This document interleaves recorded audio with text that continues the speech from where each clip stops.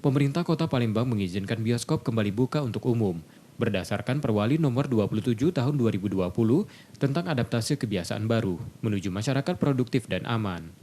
Dibuka kembalinya bioskop diharapkan mampu membangkitkan lagi tempat hiburan yang terdampak COVID-19.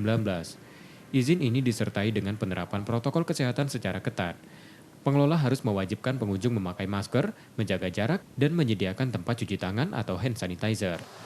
Kalau kita lebih banyak ke pembatasan saja ya, jadi selama itu memang betul-betul bisa dibatasi dengan baik terkait masalah jumlah, misalnya ke pengunjungan sekitar 50% dari kapasitas yang ada sehingga bisa ada jarak antara satu sama lain dan juga nanti bisa mengikuti protokol kesehatan yang lain misalnya pakai masker dan juga menyiapkan tempat-tempat cuci tangan, mungkin itu yang mesti harus kita ketengahkan. Jadi sekali lagi Pemkot Palembang tetap akan mengawasi penerapan protokol kesehatan di bioskop, tempat hiburan, maupun destinasi wisata, dengan menurunkan seluruh petugas di lapangan, mulai dari polisi Pamung Praja, Dishub, hingga Dinas Kesehatan.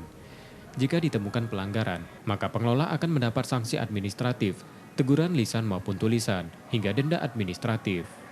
Tim Liputan, Kompas TV, Palembang.